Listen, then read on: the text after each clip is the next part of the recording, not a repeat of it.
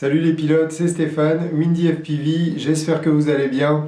Alors on se retrouve aujourd'hui pour la troisième partie de notre tuto montage d'un drone FPV freestyle, à savoir le Harmattan Rooster.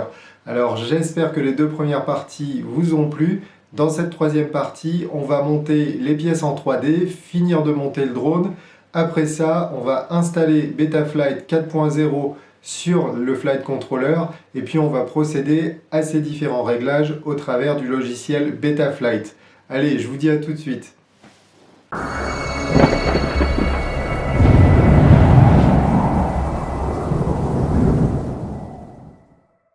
Alors avant de commencer ce tuto, je voulais juste vous parler d'une petite erreur qui s'est glissée et que j'ai faite par rapport au VTX et au Smart Audio, donc à l'IRC Tramp. Je vous avais dit de brancher donc le Smart Audio sur cette prise là, alors qu'il faut le brancher sur celle-ci. Donc en gros, c'est la prise qui est juste au-dessus du signal vidéo et qui s'appelle TX. Alors nos impressions 3D sont réalisées, donc on a les protections de bras, on a le support d'antenne du VTX ainsi que le support donc du récepteur Crossfire. On a les supports de l'antenne Crossfire. Et puis enfin, on a donc notre support de caméra GoPro Session. Donc on va monter tout ça sur le drone. Alors on va commencer par les supports de bras. Donc c'est assez simple, hein. Il suffit d'enlever chaque vis et puis d'insérer le support et après de remettre les vis.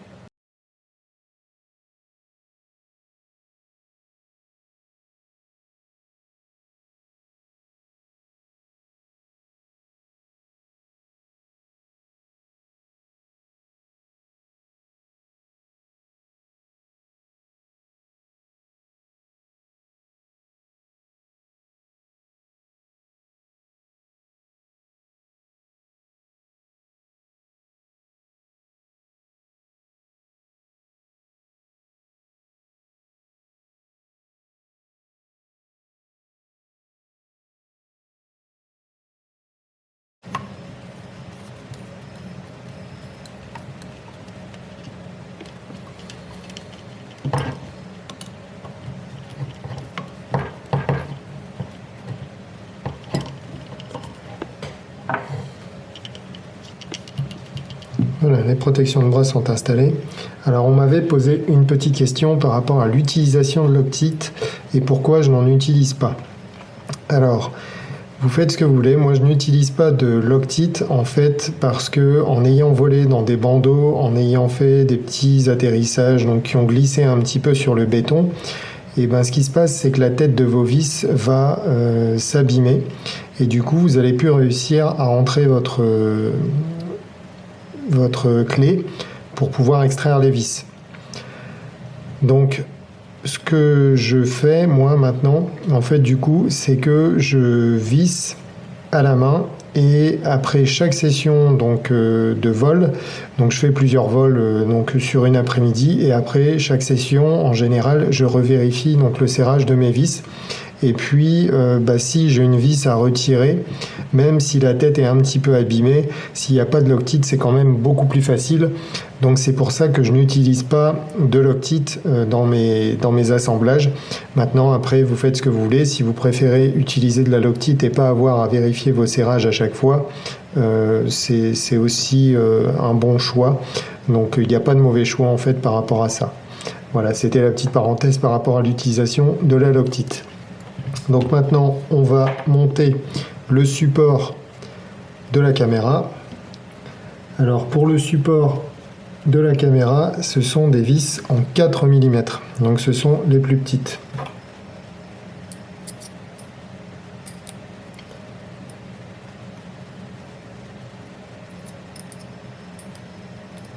Alors les vis de l'avant sont un tout petit peu plus difficiles à insérer.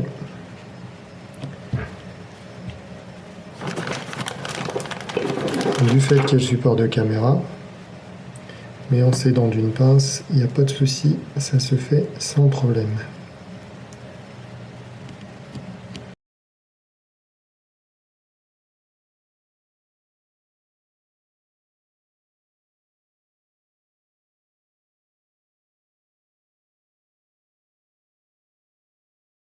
Alors aussi, on va installer donc notre support d'antenne VTX ainsi que du récepteur Crossfire. Alors la première chose que l'on va faire, c'est passer le câble d'antenne parce qu'il y a un petit trou qui est pratiqué ici.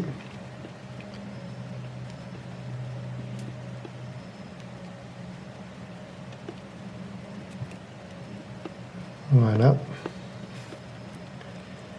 Ensuite,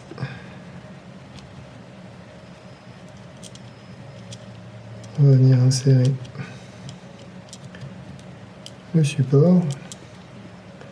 Donc ce que je fais, c'est que le récepteur, je vais l'installer avec de la colle chaude. Donc on va mettre un petit filet de colle chaude sur le fond.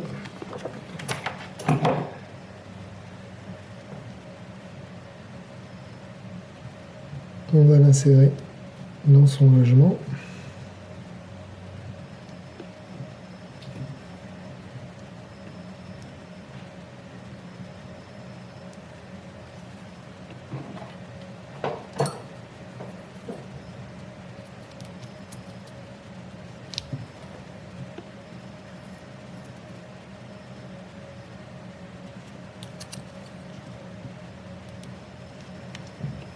Voilà. Ensuite, on va mettre l'antenne du Crossfire.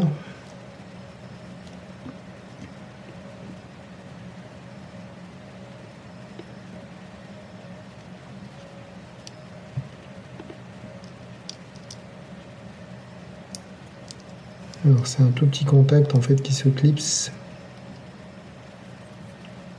Donc il faut l'aligner.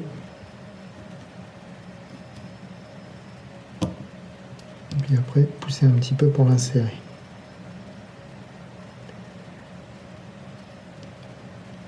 Voilà.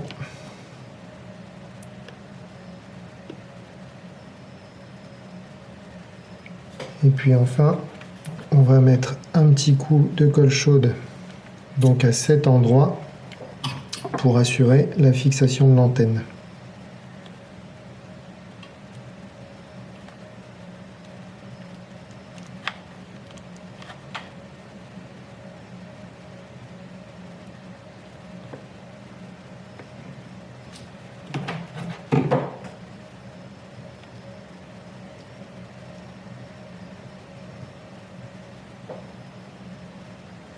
Alors maintenant, on va pouvoir insérer l'antenne du VTX. Alors c'est pas l'antenne, c'est le réceptacle pour l'antenne du VTX.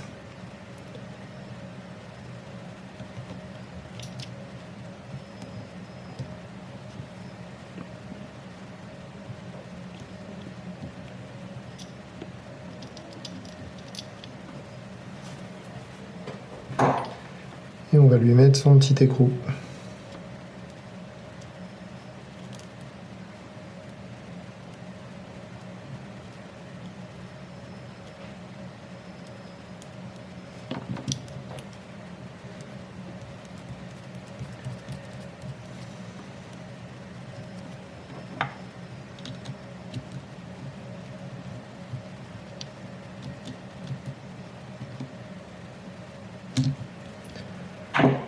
peut connecter donc l'antenne au VTX.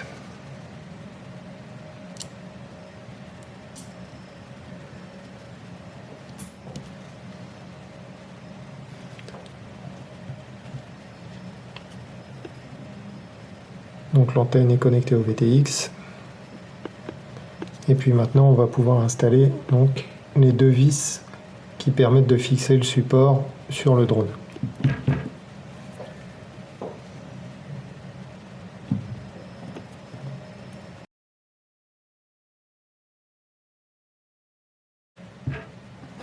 Maintenant on va s'occuper de fixer l'antenne avec ses supports.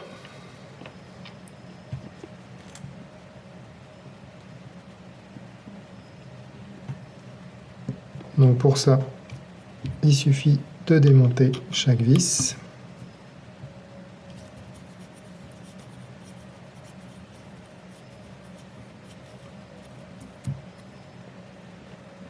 On insère l'antenne à l'intérieur de chaque support. C'est dans l'autre sens.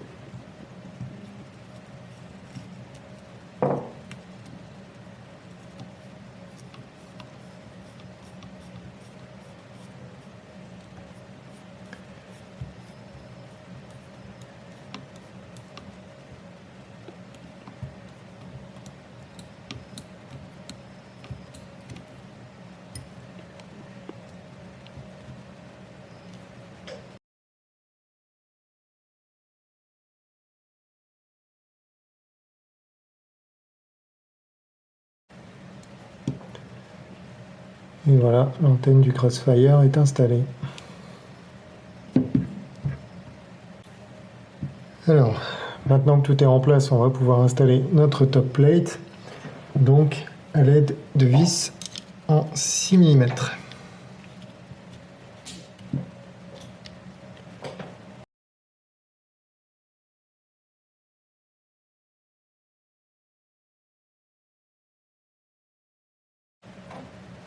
Alors, ce que je vous conseille de faire maintenant, c'est faire un petit peu le tour de toutes les vis, vérifier que tout soit bien serré.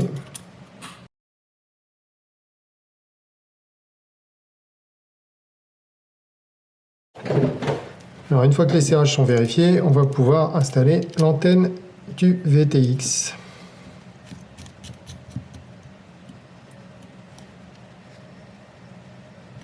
Alors maintenant que la construction est terminée, on va pouvoir passer à la pesée du drone. Alors il pèse exactement 656 grammes, donc c'est parfaitement dans la moyenne pour un drone freestyle. Ça y est, on a fini le montage de notre drone, alors on va se retrouver sur l'ordinateur pour installer Betaflight 4.0. A tout de suite. Alors la première chose que l'on va faire, c'est vérifier qu'on ait la dernière version de BLLI. Alors BLLI, qu'est-ce que c'est? C'est le logiciel qui permet de contrôler vos ESC, donc l'Electronic Speed Controller. Donc BLLI, c'est un petit peu comme Betaflight pour le Flight Controller. Donc BLLI, en fait, c'est le Betaflight des ESC. Donc pour ça, c'est très simple. Vous connectez votre port USB sur votre Flight Controller. Et avec les hélices retirées, vous allez connecter votre batterie.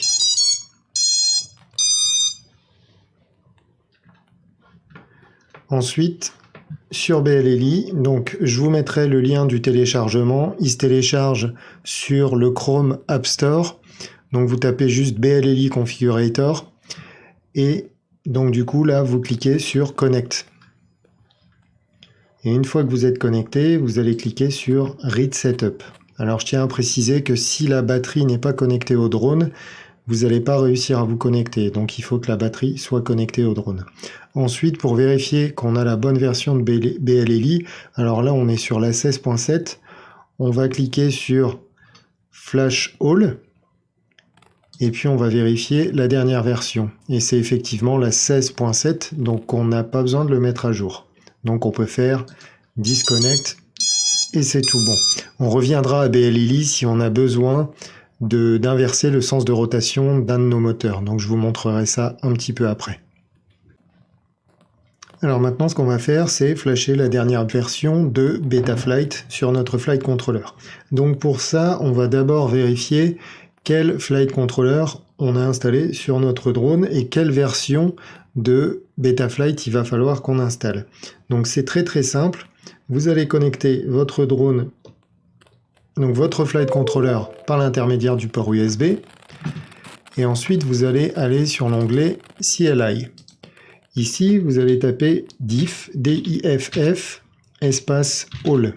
Et vous appuyez sur Entrée. Ensuite, vous revenez au début. Et la version du flight controller que l'on a, c'est un Fury F4 OSD FY40. Et là, on voit qu'il est en version 3.5.1. Donc on va le flasher en 4.0. Alors une fois que c'est fait, on déconnecte le drone. Et on va le passer en ce qu'on appelle mode DFU. Alors pour ça, il y a deux solutions.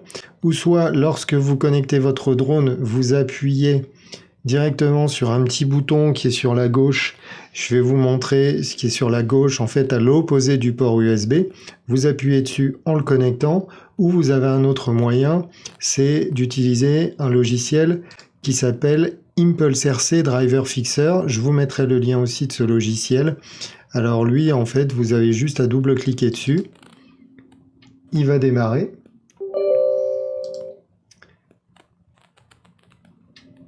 Et il va passer donc la carte en mode DFU. Donc vous voyez, c'est apparu ici.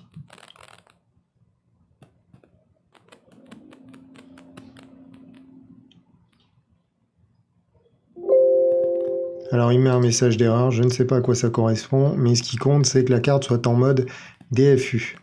Donc là on va passer sur Update Firmware. Donc c'est ce qu'on a vérifié tout à l'heure, on a vérifié qu'on avait une Fury F4 OSD. Donc on va chercher dans le menu la Fury F4 OSD. Alors je vous conseille pas de d'installer Betaflight 4.0 avec une version autre que le Fury F4 OSD sur le Mamba, sinon votre flight controller va plus du tout fonctionner. Donc Fury F3, Fury F4 OSD, donc c'est bien celui-ci. Et la dernière version officielle de Betaflight, c'est la 4.0.2. Donc on fait No Reboot Sequence, Full Chip Erase, et ensuite vous cliquez sur Load Firmware. Voilà, une fois que le firmware est loadé, on peut cliquer sur Flash Firmware. Donc là, il va effacer l'ancienne version de Betaflight et il va installer la 4.0.2.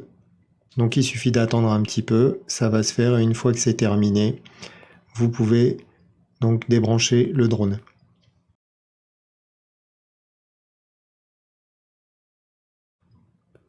Donc voilà, la dernière version de Betaflight est installée. On peut cliquer sur Connect et passer dans les menus. Alors première chose, nous voilà dans l'onglet Mode. Donc on va calibrer l'accéléromètre pour qu'il soit bien à plat. Alors bien sûr, il faut que vous posiez votre drone bien à plat sur une surface plane et ensuite vous cliquez sur Calibrer accéléromètre. Alors on va maintenant passer sur l'onglet Ports. Et ici, en fait, on va indiquer à notre flight controller quel élément on a soudé sur chaque canot, donc chaque UART. Donc l'UART 1 est par défaut sur Serial RX. Alors Serial RX, c'est ce qui correspond au récepteur. Donc nous, si vous vous rappelez, on avait connecté notre récepteur au niveau du RX6 et TX6. Donc il va falloir mettre le Serial RX sur UART 6. Ensuite, la deuxième chose que l'on avait fait, que l'on avait soudé, c'était notre VTX au niveau donc du TX3. Et ce TX3, on va aller dans périphérique, on va sélectionner VTX IRC Tramp, parce que sur ce VTX là, le protocole de communication, c'est IRC Tramp.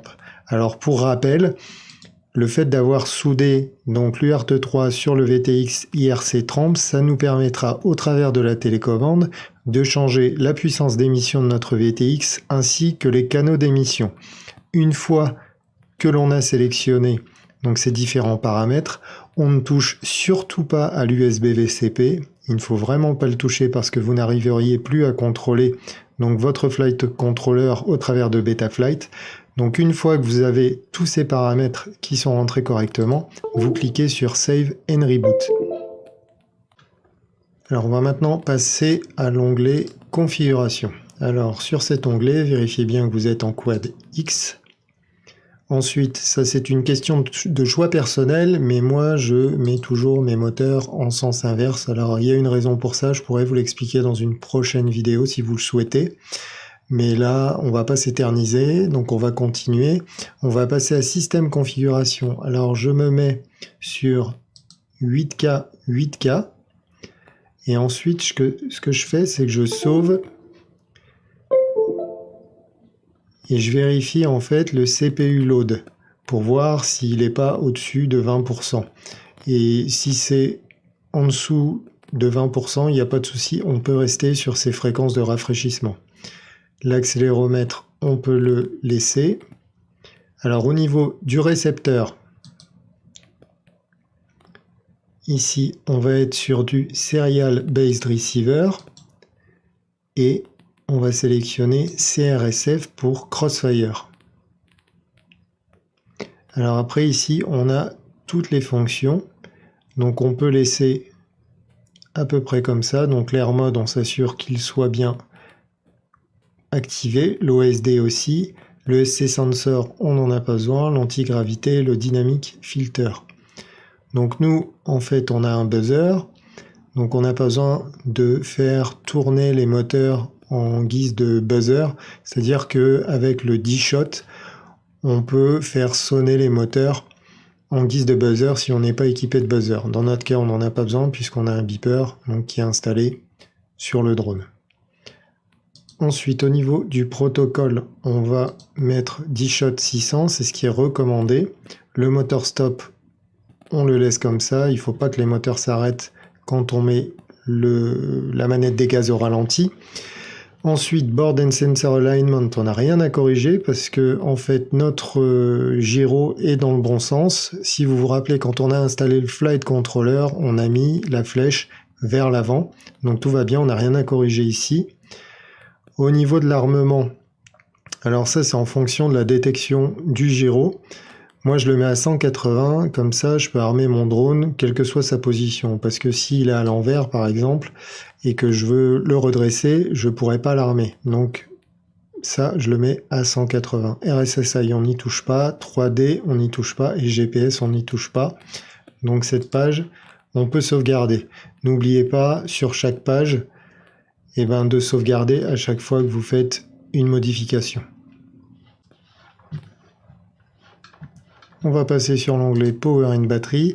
Alors au travers de cet onglet, c'est là que vous réglez en fait la mesure de la tension et de l'intensité donc que vous allez afficher dans vos lunettes de FPV. Alors on va se mettre sur Onboard ADC donc pour le voltage meter, et on va faire de même pour le current meter. Le reste des paramètres, on les laisse. Il faudra faire des essais peut-être afin d'ajuster l'échelle de mesure. Mais ça, je vous en parlerai plus tard. Alors, on verra l'onglet Pit Tuning en dernier. Pour l'instant, on va passer à l'onglet Receiver. Donc, une fois que votre récepteur est bindé, alors si vous ne savez pas comment binder un récepteur Crossfire ou tout autre récepteur, je vous invite à regarder des vidéos. Si vous le souhaitez, n'hésitez pas à me demander dans les commentaires, je pourrais faire une vidéo sur comment binder votre récepteur Crossfire. Alors là, je l'ai bindé, la batterie est branchée et ce qu'on va faire, c'est vérifier que les mouvements de nos sticks sont bons. Donc là, j'active le stick de roll et effectivement, ça fonctionne bien. Vérifiez aussi que vos fins de course, donc les endpoints, sont bons. Donc ça doit aller de 1000 jusqu'à 2000 à peu près. Et vérifiez aussi que le milieu est bon, donc ça doit être aux alentours de 1500. Ensuite, on vérifie pour les autres axes si tout est bon et si ça va dans le bon sens. Donc pour moi, il n'y a pas de problème. Si vous vous apercevez que vous avez certains axes qui ne sont pas correctement, c'est-à-dire que quand vous bougez votre manette de gaz, c'est le roll qui bouge ou tout autre curseur, vous allez sur le channel mapping et vous essayez donc les différentes options qui s'offrent à vous jusqu'à pouvoir trouver celle qui va vous correspondre. Au niveau du RSSI, alors comme c'est un Crossfire, moi c'est sur aux 8. Ensuite le stick low threshold, alors ça c'est par rapport à la manette de gaz, on va le mettre sur 1010. Le center on va le laisser sur 1500. Et ensuite le high threshold on va le mettre sur 1990. Donc ça c'est par rapport à l'armement. En fait, il pourra armer, comme on a des sticks qui sont assez précis, c'est une Taranis X9D avec les sticks à effet Hall, il n'y a pas de souci, c'est relativement précis, donc ça permet d'avoir un petit peu plus de résolution au niveau des gaz. Alors ensuite, le RC Deadband, vous pouvez le mettre à 5, ça évitera d'avoir des petits mouvements parasites en fait au niveau du milieu. Le yaw, vous pouvez le mettre à 3. Le 3D, on n'y touche pas. Et tout ce qui est filtre, on n'y touche pas. Et on en a fini pour l'onglet récepteur. Donc on sauvegarde. Alors tant que la batterie est branchée, on va passer sur l'onglet mode. Donc c'est les modes, ce sont les modes que vous voulez activer au travers de vos interrupteurs. Donc moi j'en ai 4. J'ai le ARM, j'ai le beeper, que je peux activer au travers d'un interrupteur. Ensuite, j'ai le flip over after crash, donc ça c'est le turtle mode. Si vous crashez et que votre drone est retourné, si vous n'êtes pas dans des herbes trop hautes, en fait vous n'avez pas besoin de vous déplacer pour le retourner, vous activez ce mode et ensuite vous faites bouger donc une de vos manettes suivant la position dans laquelle vous êtes. Et ensuite on va activer le pré-arm. Donc on va commencer par le arm.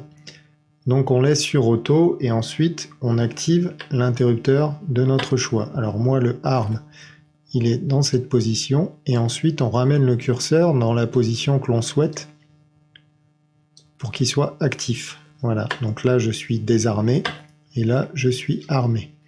Ensuite pour le beeper, c'est la même chose. J'ai un interrupteur qui est déjà programmé.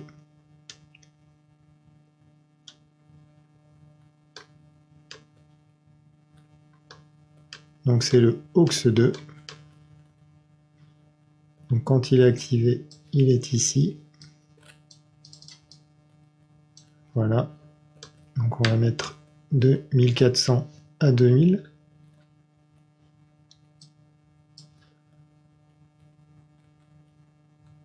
Ensuite, le flip over after crash. Donc c'est pareil, add range.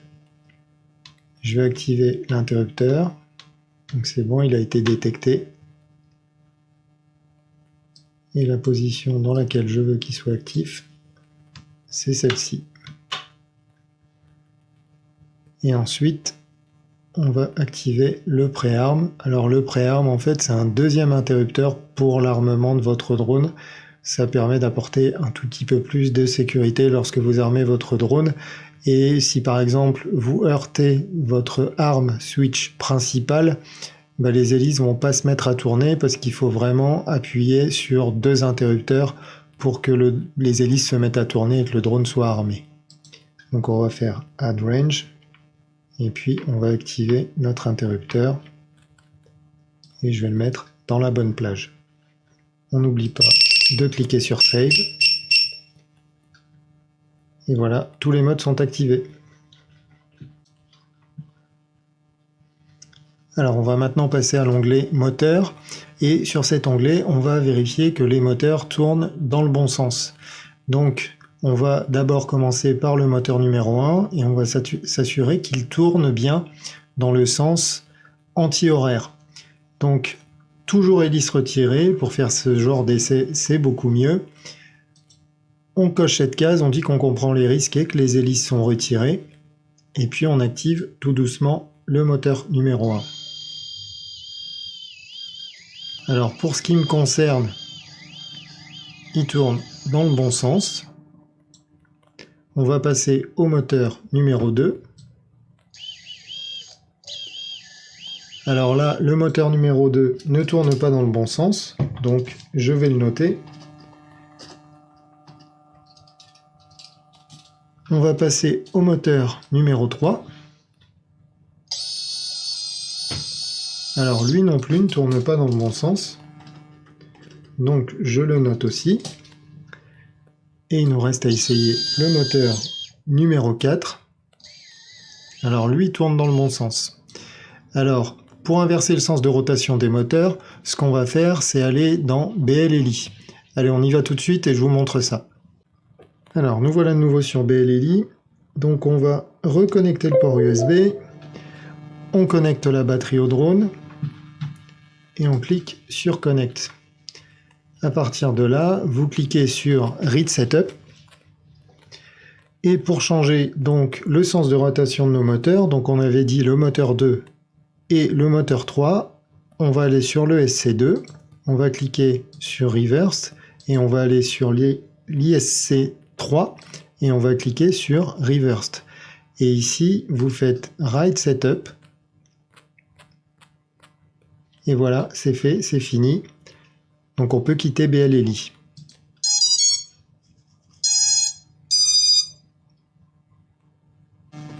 Alors à partir de là, on va retourner donc sur Betaflight en n'ayant pas oublié de déconnecter BLLI. On va aller dans l'onglet moteur, on va cliquer je comprends les risques, les hélices sont retirées et on va vérifier le sens de rotation de chaque moteur. Donc ce qu'on avait à corriger, c'était le 2 et le 3. On va quand même tous les repasser. Donc on vérifie que le 1 tourne dans le bon sens. Donc c'est celui qui est en bas à droite et il doit tourner en sens anti-horaire. Alors c'est effectivement le cas.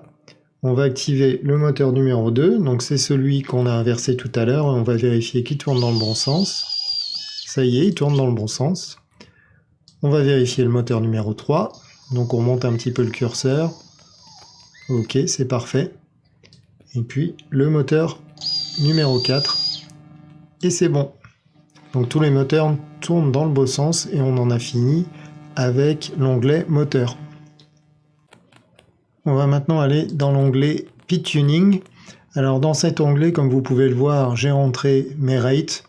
Alors vous pouvez les copier si vous le souhaitez. Après, vous mettez les rates qui vous conviennent, avec lesquels vous avez l'habitude de voler, sinon.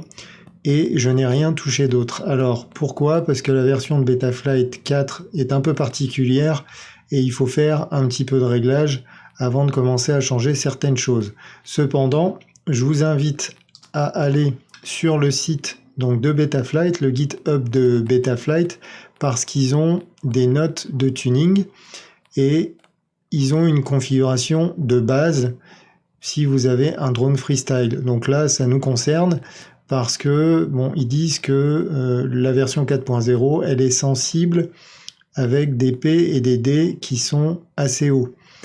Donc les défauts sont OK pour du normal 4S, mais il serait peut-être un peu risqué de voler avec du 6S. Alors moi, je suis assez conservateur et du coup, ce que je vais faire, c'est que je vais recopier ces valeurs pour avoir aucun risque.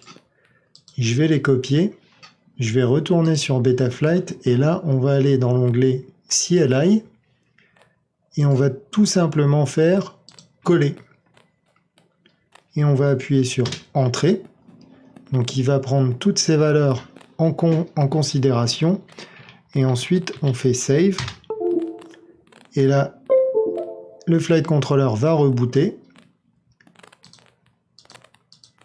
Et une fois qu'il est rebooté, donc vos valeurs de rate n'ont pas changé. Par contre, il y a certaines valeurs au niveau des filtres et des PID qui auront été modifiées. Donc ce sont des valeurs qui sont un petit peu plus conservatrices pour éviter de vous prendre votre drone dans la figure, parce que apparemment il y a certaines personnes qui ont essayé donc avec la version Betaflight 4.0 et le drone est un petit peu parti sur la Lune quand ils ont fait les essais. Donc je pense que c'est mieux de recopier ces valeurs. Je vous mettrai le lien donc du GitHub de Betaflight pour que vous puissiez le faire aussi. Alors le dernier onglet qu'on va aborder, c'est l'onglet OSD. Alors ici vous pouvez voir, j'ai déjà rentré mes paramètres. Donc vous faites comme vous voulez. Une des nouveautés de Betaflight 4.0, c'est que grâce à un interrupteur que vous aurez programmé sur votre radio, vous pouvez switcher entre différents profils d'OSD, donc à savoir afficher différents types d'informations. Alors moi, en fait, j'ai toujours l'habitude d'afficher les mêmes informations, donc à savoir en haut à droite ma valeur de RSSI. Donc le RSSI, en fait, c'est la puissance de votre signal radio, c'est quand même intéressant de l'avoir. Ça vous permet d'avoir une petite alerte au cas où vous ne capteriez plus très bien, et puis de revenir avant que votre drone se mette en fail-safe et qu'il tombe dans un lac par exemple. Ensuite, vous avez l'information, donc ça c'est toutes les alertes que vous pouvez avoir, donc le low voltage de batterie par exemple qui va se mettre en alarme si vous descendez en dessous d'un certain seuil que vous aurez programmé donc dans l'onglet Power and Battery. Ensuite ici je mets la tension totale de ma batterie et puis la tension par élément de ma batterie, comme ça me permet de savoir aussi quand est-ce que je dois me poser. Ici, je mets donc les milliampères que j'ai consommés sur ma batterie. Et ici, j'ai 2 chronos. Donc, j'ai le chrono depuis le moment où je branche le drone et j'ai le chrono depuis le moment où j'arme le drone. Et une fois que vous avez mis tous ces paramètres, vous pouvez les déplacer à votre convenance. Vous cliquez sur Save. Alors, il ne nous reste plus qu'à passer à l'installation des hélices. Alors, pour ce drone, j'ai choisi donc des HQ propres en 5 par 4, 3 par 3, ce sont les V1S, donc on va les installer. Alors pour le sens d'installation, comme je vous ai montré dans Betaflight, j'inverse le sens de rotation de mes moteurs, donc elles ne seront pas forcément installées comme pour votre drone si vous décidez de les faire tourner dans le sens normal.